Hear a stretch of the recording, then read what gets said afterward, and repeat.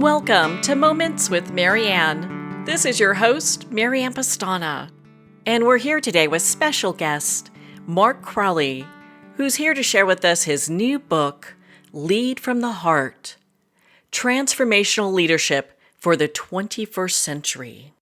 So Mark spent 25 years as an executive leader in the financial services industry before leaving to write the original version of this book. His last role was as Senior Vice President and National Sales Manager for investment products at one of America's largest financial institutions, where he was named Leader of the Year. Today, he's a global speaker and consultant to organizations seeking to transform their culture, elevate their employee engagement, and coach their managers into new ways of leading and managing. Mark is a regular contributor to Fast Company magazine, and his work has been published by USA Today, The Huffington Post, Forbes, Thrive Global, and many more. So welcome to the show, Mark Crowley. Well, thank you very much, Marianne. It's a pleasure. What an honor it is to have you here and to talk about this book. I was excited when I first saw it, and I'd love to get your inspiration on, I know it's revised, but just when you updated it, your inspiration for this book. I mean, it's got such great information. It's a very big question, Marianne, but it's really, as I get a little bit longer in the tooth, I start putting pieces together. I realize that I was basically put on this planet to do this work and to write that book and to convey the message that it conveys. But what I will tell you is that I spent almost 25 years in financial services at very senior levels. And it was in my probably mid 40s when somebody who'd worked for me for a long time said, "You manage people very, very differently compared to anybody else in this organization, anybody else I've ever worked with." And it forced me to sort of dig into, like, what was she observing? And I realized that the upbringing that I had influenced me. It kind of rewired me. It influenced me to care deeply about the people that were working for me. And I just took it for granted that this is the way everybody else was managing, but I was getting magnificent responses, and I just kept getting promoted because organizations said, "This guy knows how to lead." And I just thought this is what everybody else did. But when she gave me that insight, it led to an epiphany that I'd been altered as a child and that it made me a very, very different leader. And so the motivation for writing the book was to say, you don't need, I hope that this isn't going to be bleaked on your show, but you don't need a shitty childhood in order to lead this way. In fact, if you embrace these practices, you will elevate performance in unimaginable ways because it's so much more aligned to human nature and what motivates human beings. That is such a big difference than even the workplaces I've been involved in when I worked in the corporate arena. And when you were doing your research and just kind of investigating the differences, it must have been really like night and day for you. Well, what happened was I was having a conversation so I was about 10 months into writing the book the first time, which came out 11 years ago. And a friend of mine who was tracking me and knew what I was up to just very casually said, "You're going to have to explain why this works, right? You just can't say, do what I did and you're going to get great results, because nobody's going to take you seriously and people don't know who you are." And I realized I had not given that a minute of thought, and I knew that he was completely right. So my first step had to be to decide or determine something that I should have known at that point, but didn't, which was, what was the effect? Like, why did people scale mountains for me and work so hard for me and do extraordinary things for me?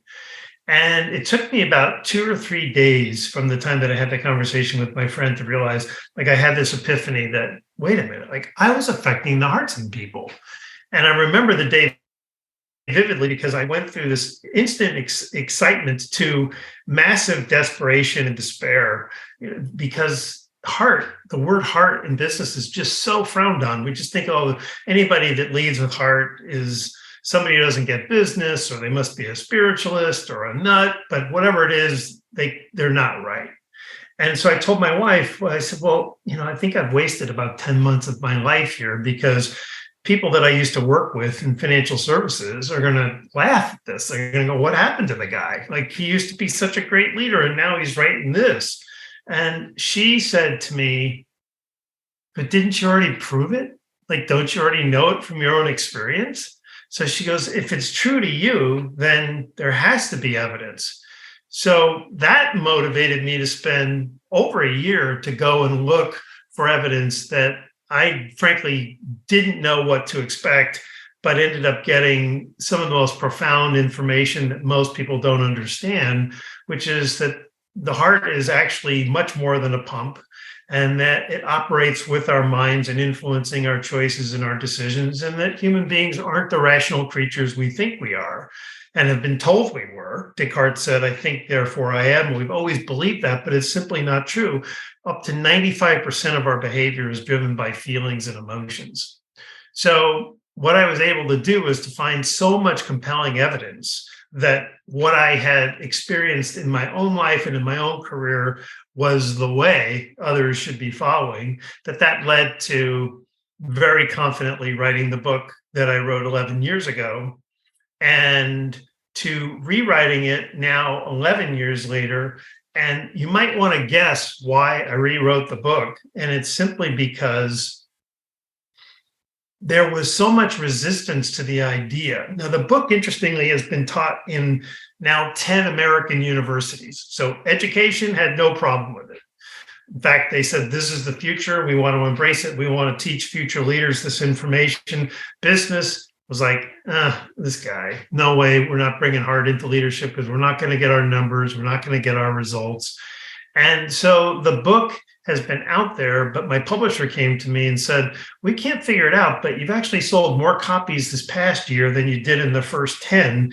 And we think it's time for you to write a second edition. Well, I've been compiling so much more data and research that there's just a preponderance of stuff that has come out in just like the last couple of years to confirm and reconfirm my thesis.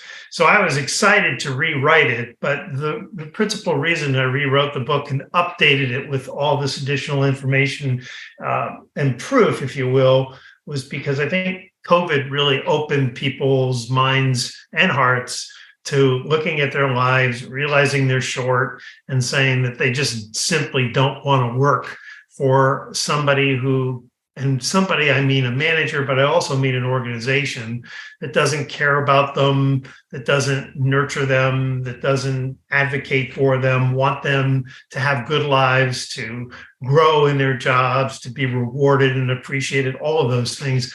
And so I think with the Great Resignation, where nearly 100 million American people quit their jobs over the last 2 years, that two things are happening. One is workers are saying, I'm not going to work in an organization that doesn't lead from the heart. And managers are saying, I can't afford to keep losing people. So what is it that I have to do in order to retain people and attract people that I want going forward? So two things are kind of going on at the same time. And I could imagine also all the changes with COVID in the workplace and millennials making, not making, but encouraging change. And that must have been just some really interesting facts that you uncovered there as well. Well, I mean, I think the big influence is 100 million people quitting their jobs. So, one person quits and you kind of think, well, that's just normal turnover, and then another person, and then suddenly companies are looking and they're saying, wow, like our turnover is extraordinarily high in relationship to what it's been. What's changed? And I think what's changed is, I think there's been this undercurrent for a long time where people have, and the metrics show this in terms of engagement, job satisfaction studies, that people haven't really been all that happy at work. But when they had all this time at home to really think about, like, is my ladder on the right wall? Am I working for the right boss? Am I working in the right organization? Am I doing the work that inspires me? That a lot of people just said, no, no, no, no. And that's what led people to quitting. And so I think what's happened is that it's forcing workplace managers to rethink their whole approach. And those that aren't doing that, Marianne, are going to fail, because you just can't continue to manage people the way we did pre-COVID, because all around the world, people had the exact same epiphany, which is it's just not worth it for me in my life to work in an organization and work for an individual manager that just doesn't have my best interests at heart. You were mentioning how if they don't have a manager who has their best interest at heart, is that something that actually is creating this disconnect or this dissonance? It is the disconnect. It's almost exclusively the disconnect. Meaning, we talk about company cultures, organizational cultures. There's no such thing as an organizational culture. The culture is what's happening in your team. How do people interact with each other? How does the manager treat people? How do they treat one another? Is there collaboration, cooperation? Are they pitted against each other? All these kinds of things. That's our experience. And so the Great Resignation is this indictment on how we have managed people, which is unfortunately transactionally. We've always looked at people and said, these are tools to driving our success. People are to be exploited, if you will. Pay people as little as possible, squeeze as much out of them as possible. That's traditional leadership thinking. And it hasn't worked for a really long time, but we all need jobs. We all need an income. And we also sort of thought, well, this is, again, I'm going to use language that I don't normally use, but to punctuate it, it's like, work is shitty. Like, that's just the way it is. That's what people thought. And then when they got away for 2 years, or at least the first full year of COVID, and they're working from home and they're not having a commute and they have more time alone, everybody just came to the same understanding. It's like, wait a minute, like, this is not normal and I'm not going to take it any longer. So there's a reason why the Great Resignation occurred the 2 years after the worst of COVID.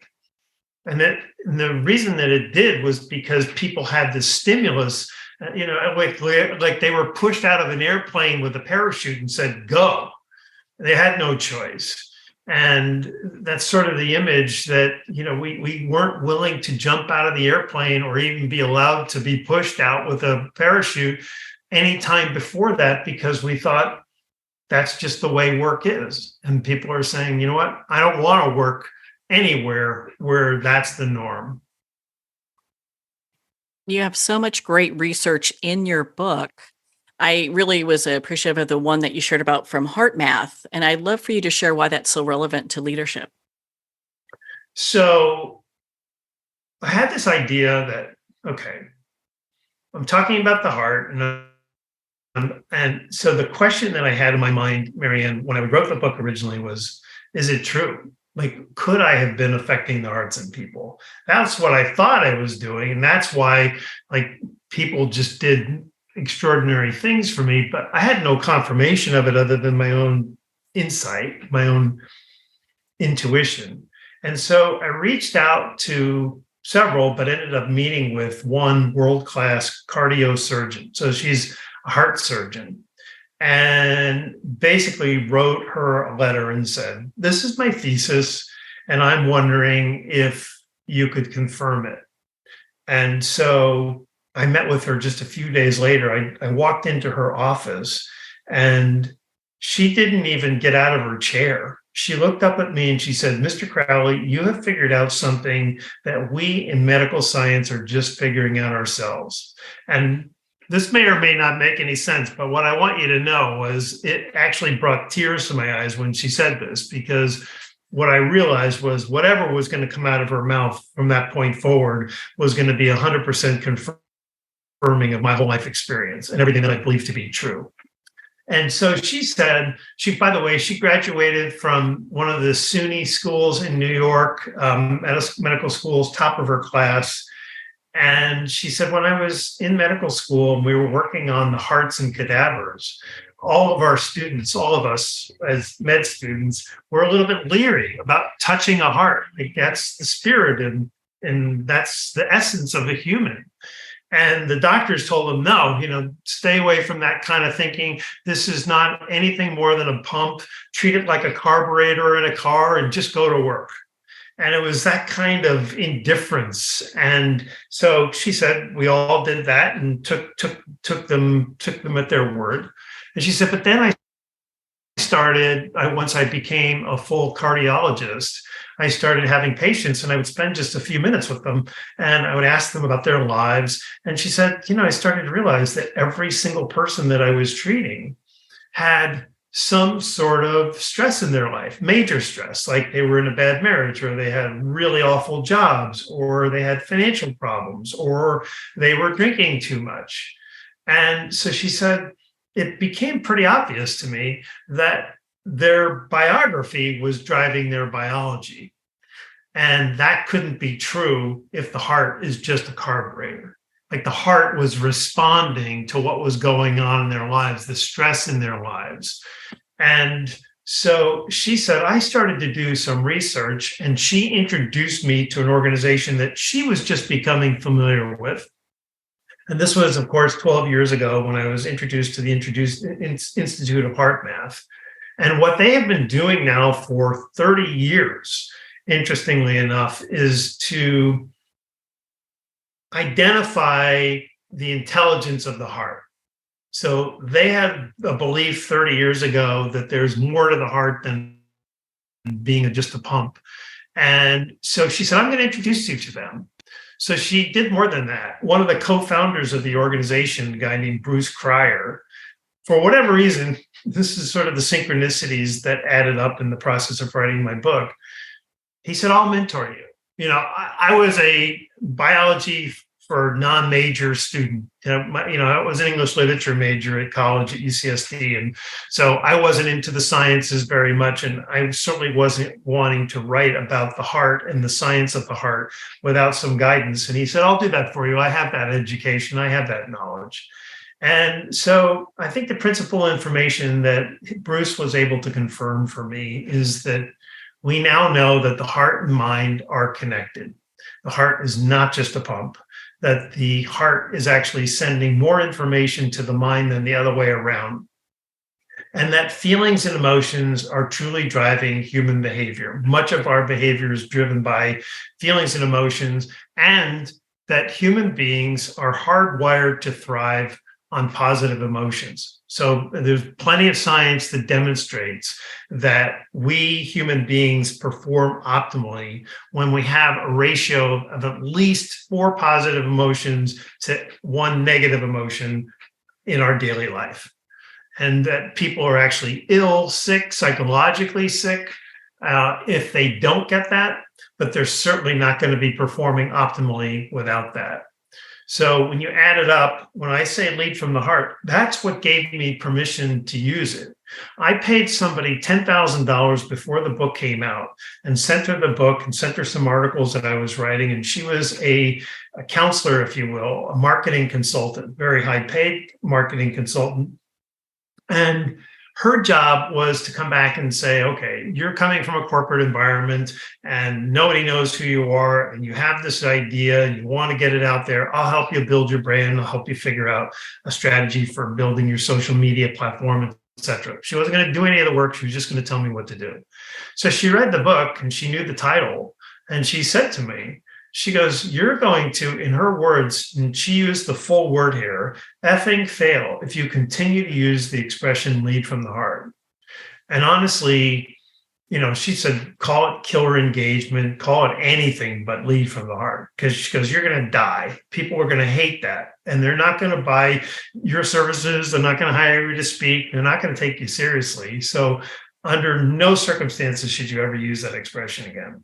The reason that I persisted up until basically 11 years after the first book and rewriting it the second time is because of the science. Because as far as I know, the only person, this idea of leading from heart now is becoming much more prolific, much more accepted. But I'm saying it's not a metaphor, it's literal. Like there's real science to demonstrate that the heart is involved, and how we make people feel is really determining how they perform for you. So if you want to exploit people and pay them as little and try to squeeze as much out of them and don't treat them respectfully with care, they're going to feel that. and they will reciprocate. They will respond in kind. But if you want them to feel good, if you want them to feel valued and that they matter and that they're coming to this job because it excites them, you're going to have to behave in a very different way. And all of that was driven not just from my own direct experience of doing all those things consistently for 25 years in my own career, but specifically because the science confirmed this is how we now have to lead. And what her name was Dr. Mimi Ganeri. And what Dr. Ganeri told me was like, she goes, we've believed that the heart was just a pump for hundreds and hundreds of years. So it's a hard sell for people to accept that it could be much more than that. But now, 11 years later, many more people are talking about it. Many more people are understanding of it. And I think a lot of that has to do with HeartMath's reach and the really wonderful work that they've been doing. Well, I would have to say you're the only person that I've seen that has brought those two together with the lead from the heart, the business aspect, and also the science with it. So, congratulations on sticking to your guns and following your intuition. I will say thank you first. It has not been easy. It's when you're basically a path cutter, which is kind of how I have to look at it, especially after all this time. It's hard when you're speaking truth and you're getting instinctive, misinformed, that sounds stupid, that sounds soft, that sounds weak. And so, I don't think that when I wrote the book originally, even the second time around, I shouldn't have to prove as much as I've had to prove. We'll put it that way. But it's sort of irrefutable at this point when you put all the pieces together and you look at top academics from the world's greatest institutions that are validating this idea, and that it's coming out like a printing press from really impressive people. And my interpretation of the data is that if you understand the science of how humans operate, you'd never think to squeeze them. You would never think to not treat them kindly or respectfully with empathy and compassion. All of that sounds weak to a lot of people, but when you look at the science and you realize that people respond instinctively to that they respond naturally, then give them what they need in order to get what you need, if you have to break it down to that level. So this is not just nobility. It's not just being nice to people. This is what's going to get you what you want in management, which is for people to perform at very high levels and produce and meet the goals that you set for them. Well, I think that is so well put together. This is a book I wish I had when I was in business, in sales. And I think it's a great read, how you just brought all that together. Because you're right. You do hear people talking about heart-centered business, but typically there's a more spiritual path that's attached to that. There's nothing wrong with that. But, I'm one of these people that also like to hear about the science. You're not alone. And the thing is that I realized in this whole process, my journey, that this is inherently a spiritual message. You're really talking about the spirit in people. I think that's sort of undeniable where we're going with that. But that wasn't going to win anybody over. And in fact, when I first started writing the book, I was thinking, that's not my audience. Those people already understand this. And it turned out that those people were the ones who kept it alive. They kept the flame underneath it because they were embracing it. Like somebody finally realizes what we've been saying all along is kind of the response. In other words, somebody with a very serious, hardcore business experience that I had saying that is rare. And so they were appreciative. But that wasn't really who I was going after. I was trying to convince the people, like all the people that I used to work with, that, hey, you're just approaching this fundamentally wrong. But again, that word heart, and even the idea of spirituality, these are things that are the third rail for a lot of people. Like, we don't bring care. We don't want to really know people very well. We just want them to do their job. And it just doesn't work any longer. But that's what we've been teaching for such a long time that it's like water on rock. It takes a long time to get people to go, okay, like he's actually making sense. So it was interesting because when I realized that this was going to be a long game, and I figured it would be, I didn't imagine it was going to be as long as it was or it has been.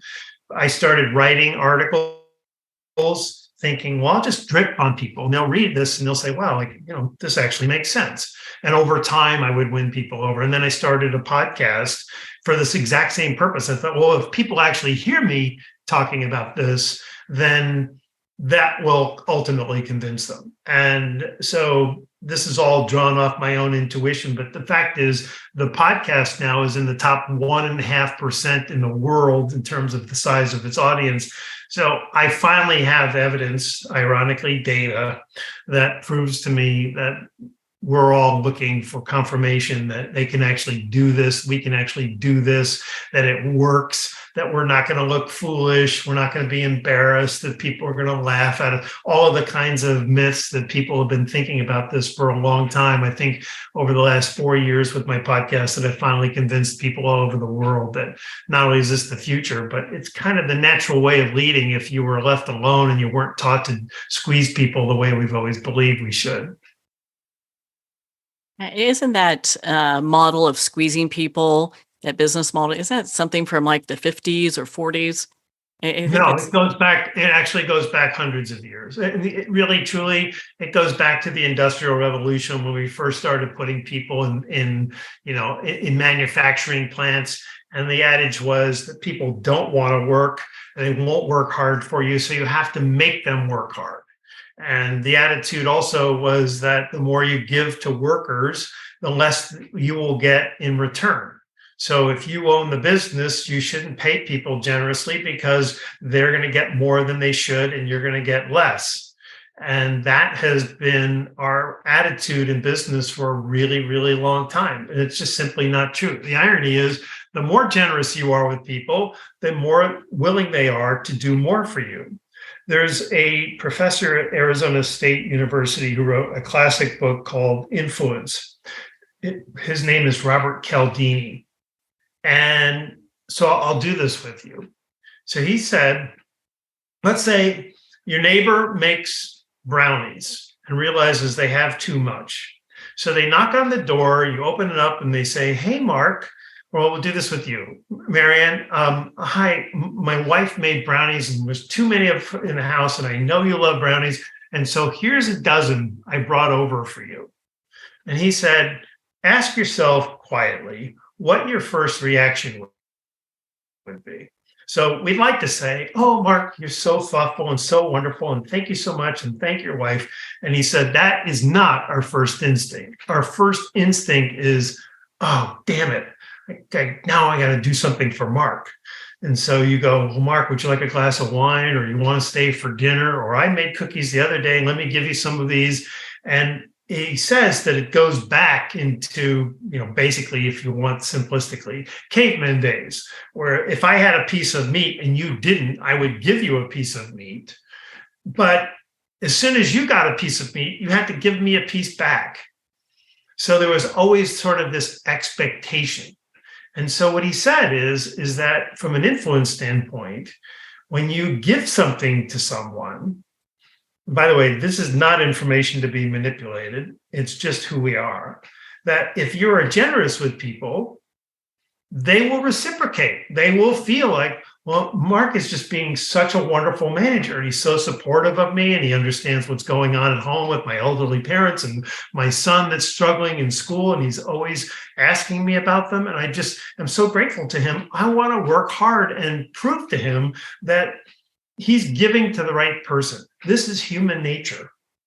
So generosity, ironically, has been proven to be a better way of treating people, not squeezing people, not paying people, 20% less than what everybody else is paying them and trying to be the low man on the totem pole and take advantage of people as much as you can. That just doesn't really work. So when employees are looking to be in a company that leads from the heart, what does that look like from the leadership perspective? So let me answer that in an indirect way. The first answer I would give you is it's not what you would imagine. So in other words, I was my last position was the national sales manager for investment sales for one of the largest financial institutions in America. And my responsibility was for the sales production of about 2,000 stockbrokers across the country. And they principally got paid by making sales. So you sell something, you get a commission. You don't sell something, you don't make any money. So you would say, well, these people are principally motivated by money. So that's all they want. They don't need to be cared for. They don't need to be developed. And by the way, leave them alone anyway, because they just want to be focusing on driving their business, because the more business they do, the more pay they make. And so one major takeaway that I want your audience to leave with is the understanding that my job was to drive performance. And I wouldn't have kept the job if I didn't make sure that those brokers were driving in the revenues and hitting the profit numbers that we had set as targets. So it's both. But what I was able to do was to demonstrate to people. So one of the people, a senior vice president who worked for me, when I first took over the brokerage business, he goes, whatever you've been doing in the past, you don't want to do with these guys, because they just want to be left alone, and they just want to make money, and they don't want your attention. And I just said, that's just so patently false. So I just got in planes and went and met with these guys. They were all over the country. Some of them were California, where I was, and met with them. But I basically met with the top 25 brokers across the country. And I walked in an office, and they were like, "Oh, I knew you were coming, but why are you here?" And I said, "Well, I just wanted to come and say, what can I do to help you? How do I help you achieve more? Like, what can we do? What can I do as the program manager to make you more successful?" And I'm not kidding, more than one, like 2 or 3 of them had tears in their eyes. And they were tears in their eyes because, like, you would come to meet with me, you would fly here and stay in a hotel just to spend some time with me. And I was like, yeah, like, that's how I saw my job.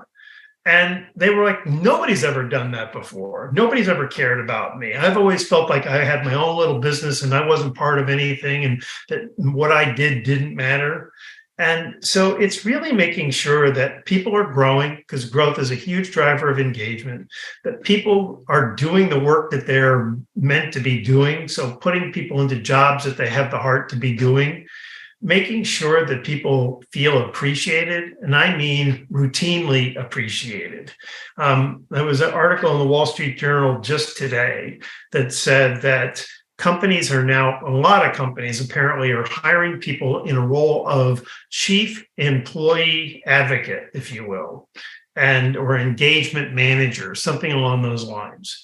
And so it went on to describe that what they would do is they would go out and they would talk to employees, rank and file employees, and then they would pass along the insight that they got to the managers.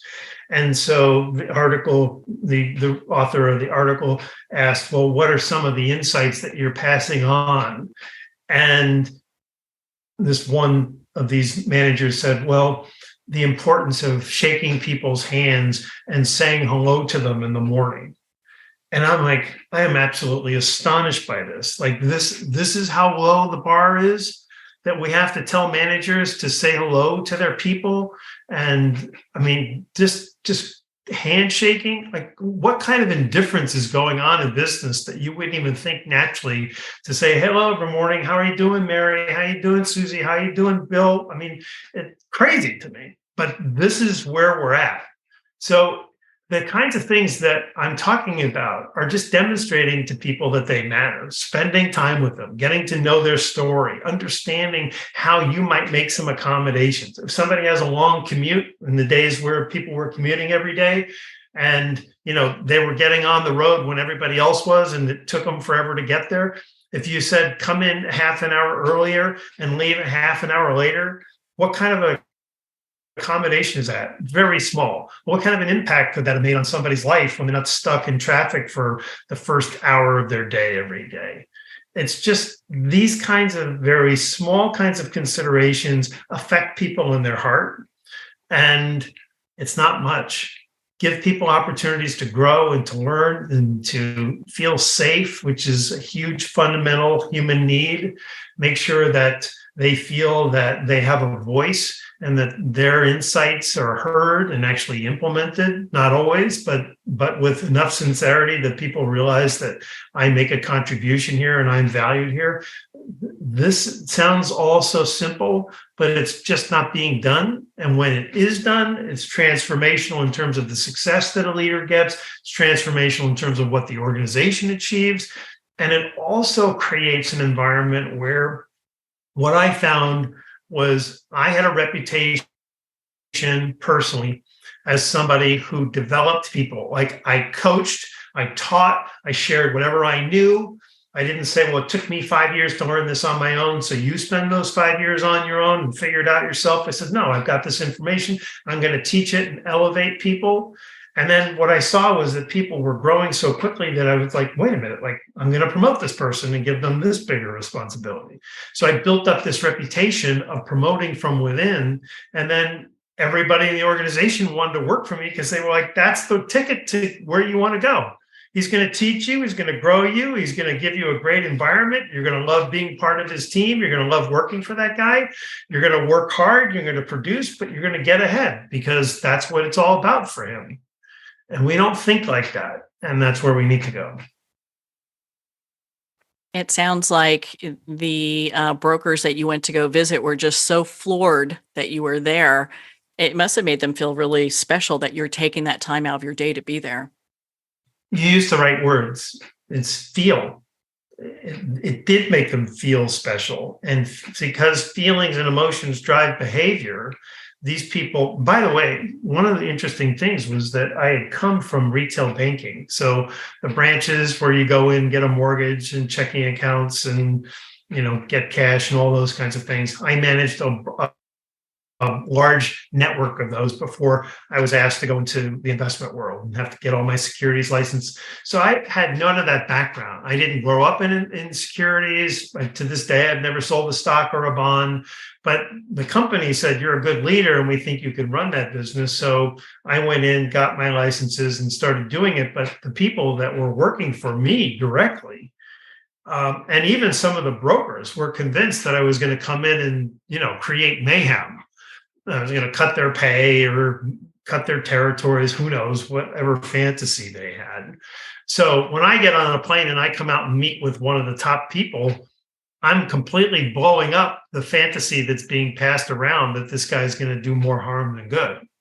And in fact, then they started looking and they're like, wait a minute, all this guy is doing is good. Everything he's doing is trying to help us succeed. Like, I'm not seeing anything that demonstrates to me that this guy is like an enemy. In fact, he's like a bigger advocate than we've ever had before. So in my first year, even though I had none of the background whatsoever, my first year we had record revenue, record profit, and the brokers and the management team themselves named me leader of the year. So I won people over just by being everything that I'm talking about in the book. So you have your own case studies is what I'm hearing. Right? Well, and you mentioned earlier that it's important to recognize, the employees that need to give them recognition. And what does that look like? Well, please and thank you are two of the most powerful words, and we dismiss it. So you go up to an average manager and you say, is recognition important to your success in your job? And they're like, of course it is. Like, why are you asking me? Such a stupid question. And then you go to their employees and you say, how often do you get recognized by your boss? How often does your boss say thank you or acknowledge specifically some work that you've done that they were thrilled with and openly shared it? Not just an email, good job, Mary, but, actually, hey, everyone, Mary just did this specific thing and it's fantastic and I'm thrilled and I want to share it with everybody, even in email or in a meeting publicly. And they go, very rarely. So there's a huge gap between what we think we do and what we actually do. And then when I present that information to managers will say, well, they know I appreciate them. I mean, come on, like they know, so I don't have to say thank you all the time. And that's all absolute falsehood. Like, people need to be told, like, and I wrote this in the book, that unless you take it to a ridiculous success, if I'll give you an example. Let's say that I ask you to do something, and I said, let's say it's Monday, and I say, Marianne, if you could get this to me no later than Friday, you will make my life so much easier, because I've got to take what you're giving me and give it to my boss. And if I can give it to my boss early, or at least on the deadline that he or she set for me, you could just make my life so much better. So you come in on Wednesday and you say, Mark, I have some good news for you. I stayed late last night and I got it all done. And I go, got what all done? And you said, well, the project that you wanted me to do for Friday. I go, you got it done on Wednesday? I go, this is like fantastic. Like, thank you so much. I can't believe it. I'm so looking forward to seeing what you put together, but you're way ahead of schedule and I'm just thrilled. So thank you, Marianne. So let's say at the end of the day, you're in charge of a sales goal for the end of the quarter and you hit it. And so you come by my desk and you go, Mark, I have some other good news for you. My team just hit our goal for the quarter a week early. So we're going to exceed goal for this quarter, and that means we're going to exceed goal for the year. Well, our instinct is to say, well, I already congratulated you for the project that you got to me on Wednesday when it was only due on Friday. So I don't really need to congratulate you again or thank you again, because it's like, yeah, I already did that. And this is managerial malpractice, because they're totally different experiences. They're totally different responsibilities and projects. And so if you want people to perform in a certain way, you have to commend it. Whatever you appreciate, you get more of. So if I were to neglect acknowledging the fact that you just hit your quarterly goal, I'm actually conveying to you, getting projects done are important. The sales goal, not so much. And is that the message that we want to convey? No, you want to convey both are important. So I believe you can't overdo appreciation. It doesn't mean going, thank you, thank you, thank you, thank you, thank you. It doesn't mean ridiculous, taking it to extremes. It just means if somebody's doing what you asked them to do, there's no problem with saying, thank you, awesome, great job, I appreciate it. No problem with any of that. And that you will get people to be loyal to you because they know, like, when I do great work for Mark, he appreciates it. And that makes it worthwhile. So, and one last thing on recognition is that I believe that people will work really hard for you and meet goals. Like, they will do whatever it takes to achieve a target or a goal that you set for them if they count on you recognizing them with regular, continuity, meaning on a scheduled basis. So I used to start religiously. I would start off every team meeting I had once a month, and we would review the performance of the past month. I believe you can't ask people to do any more for you until you've commended them and thanked them for what they've already done. So we started off, it's the beginning of the month, and we're talking about the previous month, and we're going through all the different categories of sales performance. And I remember early on, I had 30 managers reporting to me. They had 30 different branches. And, I figured out, it was like, I can't recognize the top 3 just because they were the top 3 best. If 20 of the 30 managers hit a goal, I need to thank all 20 of them. You met that goal. Congratulations. Thank you. So I was willing to take that time and make people individually feel that what they did mattered, irrespective. So I don't care if somebody else was number 1 or number 2 or number 3. If number 19 and 20 and 21 did what you asked them to do, you've got to thank them. And so I had these rituals where I gave out bags of candy to the managers when they hit any of the key goals. And they got to take the bag of candy back to their branch and share it with their employees. Employees would say, "What's the candy for?" Mark gives us to that for meeting our goals. So they're realizing, wait a minute, Mark, as the regional manager, is appreciating our performance in our branch. And that means me because I'm doing the work. So I'm conveying to my entire organization, hundreds and hundreds and hundreds of people, that they all matter to me. And so I created the symbolism of the candy, because if they didn't get candy, it meant that they didn't hit the goals. And if they got candy, it meant that they were victorious. And there's great joy in being recognized with something as simple as, these little bags of, small Hershey's chocolates or Snickers bars or something like that. And it was interesting because my region at the time, there were 85 of them when I started in the job and 100 when I left. And we were number one for 3 consecutive years right after I started doing that recognition. And you could say, well, it's coincidental, and it might be.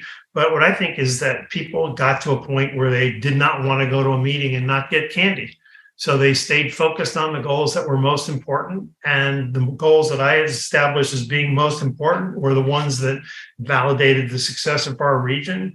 And after a little while, other regional managers were gunning for us, got to go after number one.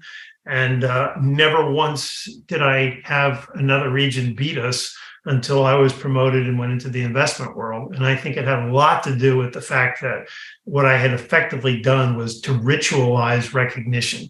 So that people knew if you did what you were supposed to, if you met your goal, you're going to get recognition. You're going to get applause. You're going to get candy. You're going to get love from Mark. And it's very powerful. It sounds like it was extremely powerful, and what a great way to incorporate that in somebody's business now by giving that kind of recognition and, starting from there. It's fun and it builds on itself. People start to think like we're really winners. And when you get into that mindset, then people start performing at a different level. And I watched people who were, when I took over the region, who were just doing okay work, turn into superstars, because they were thriving in the environment that we had created. So what thoughts do you want to leave our listeners with and our readers with? I think the big thing is that when you hear the expression lead from the heart, at least when you're hearing it from me, that it's anything but soft, that it's aligned to human nature. And the more we can align to what human beings need. So if you give people what they need, they will give you what you need. This is human nature. And so be more caring, be more thoughtful, be more empathetic. It doesn't mean, somebody's struggling in their life, going through a divorce or having a health issue. It doesn't mean you have to solve them, but simply saying, I can imagine that must be really hard for you to be going through right now. And I'm thinking about you. Like that, you would say that to me, like that I matter enough to you to say something like that. They're not going, well, could you drive me to my therapy? I got cancer treatments twice a week, and could you take me? And they're not thinking that. They're what they want to know is that you care enough to acknowledge what they're going through. That's empathy. Compassion is doing something about it. And if you can do something about it, if you can give them some accommodation for their schedule, by all means, go to the therapy and don't worry about it. Whatever you can do, that's compassion. But if you just start with, you matter to me, like you would treat a family member, like if your sister or your mother or somebody in your family came to you and said, I'm going through this right now, what would you do? You're not going to solve your brother's problems, but you're going to say, hey, man, I'm really sorry you're going through that. Say that to your employees and see what difference it makes. Well, Mark, where can our listeners connect with you and be part of your community and learn more about your work? Thank you for asking that. So the book is called Lead from the Heart, Transformational Leadership for the 21st Century. Amazon is the cheapest and the fastest delivery. And again, I'm Mark C. Crowley. And my email is mark@markccrowley.com. And my website is markccrowley.com. And I'm on Twitter at Mark C. Crowley and LinkedIn at Mark C. Crowley. So you kind of get the point. And what's the name of your show? It's called the Lead from the Heart podcast. No surprise. Thank you for having me.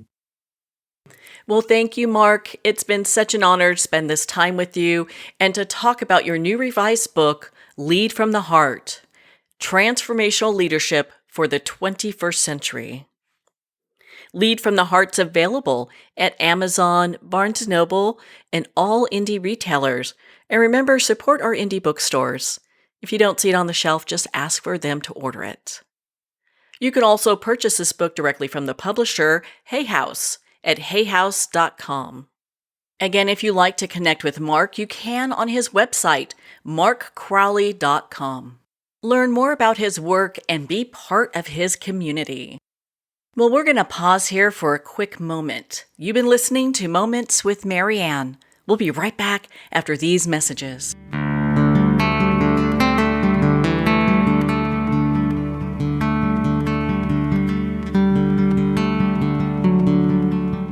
I'd like to thank Jason Eastwood at Guitarfulness for sharing his inspiring music and talent with us.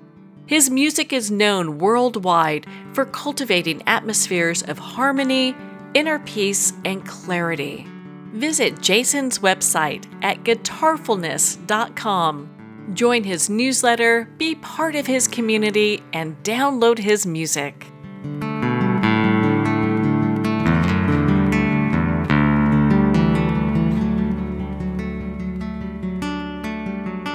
Well, we're at the end of our time today. I'd like to thank everyone for tuning in. You've been listening to Moments with Marianne, where we make every moment count.